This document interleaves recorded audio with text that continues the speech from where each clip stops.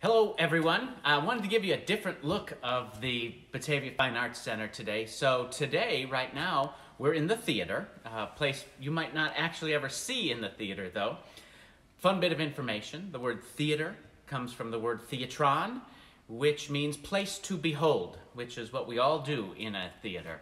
But right now we are in the catwalks at the Batavia Fine Arts Center on the main stage. And a catwalk is the word comes from a long, thin stretch connecting two things. Very much like in a city, if you were to see a cat walking across a line, a power line between two buildings. And it's a place where we hang lights and microphones and many different things. It's also a great way to see the theater in a different way. You can see the stage floor right behind us here. And you can get a little glimpse of the proscenium arch. And that proscenium arch is that big black thing that surrounds the stage. Fun fact about that, the word proscenium comes from the word proscenium, which means picture frame. Because if you ever think about it, and you're sitting in a seat looking at the theater, the stage floor is the bottom of the picture frame. You've got two sides and a top. So a director's job is to perfectly frame a shot for you, perfectly frame the vision that you're seeing there. So that's fun and interesting. We're going to keep going. We have multiple catwalks here. We've got 3 of them, in fact. And as we pass by, you're going to see some duct work. These are the ducts that heat and cool our facility.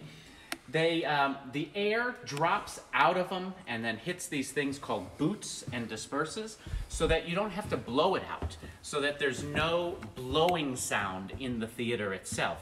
A fun, interesting thing about those ducts, the very first day I came here, I came up to this location to do a little inspection of construction, and the ducts were actually lower than the catwalks, meaning a light would not hit the stage. They subsequently had to come in and raise the ducts up 2 times to get them to the right height there. As we go back, we have our 3rd catwalk back here, and this is where our spotlights are perched from.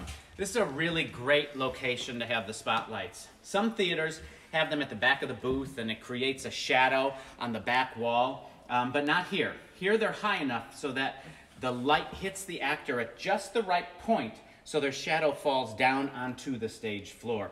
It's also a really neat place to see the audience from up here.